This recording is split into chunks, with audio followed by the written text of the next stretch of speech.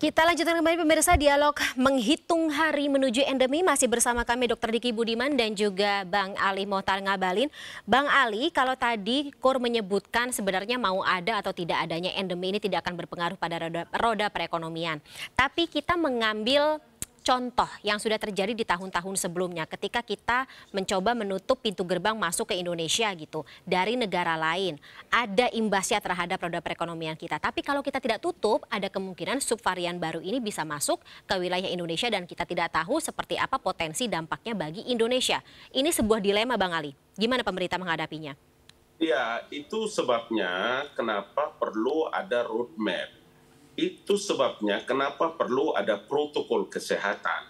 Nggak bisa juga ngomong begitu. Kenapa? Karena kita harus juga mengawal. Ada unsur data yang harus tetap kita kawal.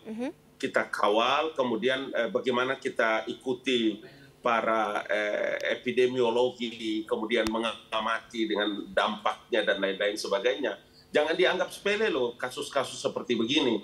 Ada dua hal penting yang harus diperhatikan terkait dengan, kan begini, dengan adanya roadmap yang dipersiapkan oleh pemerintah itu kan dimaksudkan agar mempersiapkan masa transisi, agar orang itu tidak boleh bebas kemudian juga menganggap ini sebagai sesuatu yang sudah tidak ada.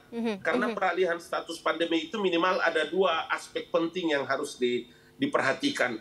Itu yang pertama, itu adalah jumlah kasus harian dan angka kematian yang rendah serta tingkat keterisian rumah sakit. Semua ini yang saya sebut dengan data karena roadmap-nya dipersiapkan, tetapi ada mesti aturan-aturan yang dipersiapkan menyongsong kepada endemi itu. Makanya perlu dibuatlah satu protokol kesehatan.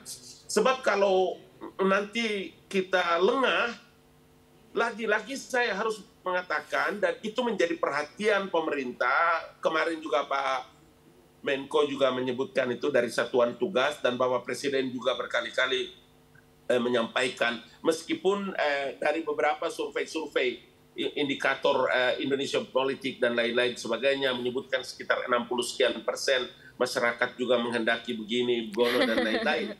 Tapi sebagai pemerintah kita harus tetap waspada.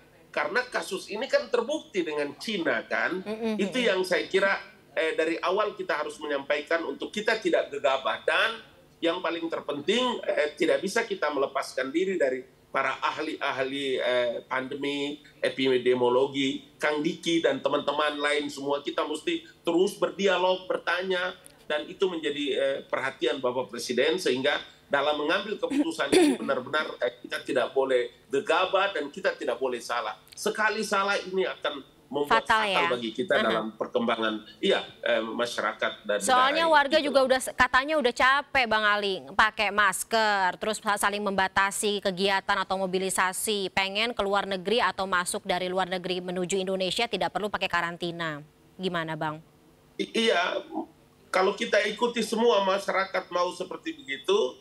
Nah sekarang lihat ini, berapa banyak dari lansia, berapa banyak dari anak-anak, berapa banyak imbauan, berapa banyak anjuran yang terkait dengan vaksinasi. Sampai sekarang belum jalan-jalan dengan baik. Kenapa? Karena tingkat kesadaran dan lain-lain. Kemudian ya kita mesti bekerja keras dan tidak boleh kita biarkan meskipun banyak orang berpendapat seperti begitu. Tetapi kan bagi pemerintah kan untuk kepentingan dan keselamatan negara dan masyarakat ini harus dibagaimanakan lagi Bang Ali.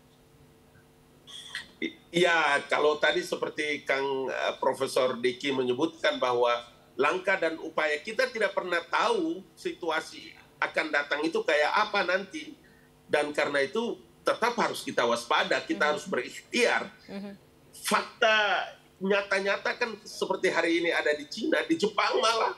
Tadi Kang Diki juga menjelaskan beberapa pergambaran-gambaran perbedaan Jepang, Afrika, Cina, dan lain-lain. Ini kan satu fakta yang tidak bisa kita hindari. Dan karena itu kita harus mengambil pelajaran. Sekali lagi, Presiden tidak mau gegabah dalam mengambil keputusan-keputusan yang penting ini. Jangan sampai kesalahan yang dilakukan oleh orang lain kita lakukan begitu ya Bang. Baik, Terakhir, Ya. Kang Diki, Ya. kalau misalnya Ya. kita melihat masih ada jenis varian COVID yang masih mengancam gitu, saya tidak tahu berasal dari negara mana, kemudian juga seperti apa potensinya, tapi mungkin dari kacamata Kang Diki, apakah sudah ada informasi?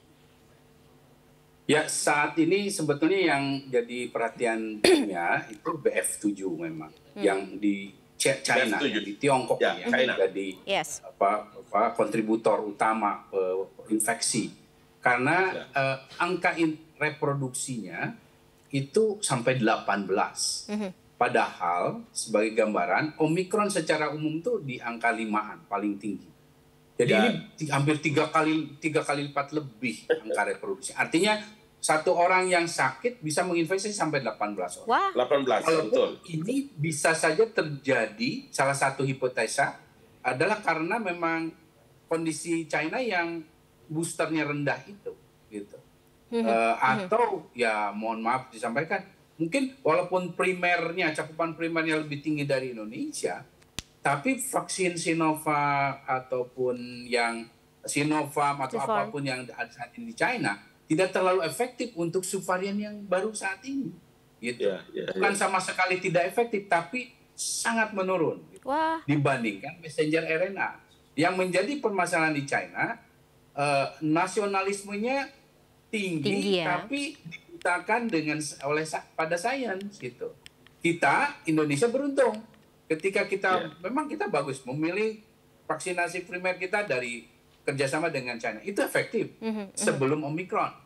Tapi ketika Omikron datang, pemerintah membuka diri terhadap data sains sehingga memberikan boosternya yang terbukti efektif, yaitu messenger RNA. Nah ini yang sekali lagi dalam konteks subvarian baru ini, bagaimanapun sekali lagi apapun saat ini masih efektif booster yang saat ini diberikan oleh pemerintah.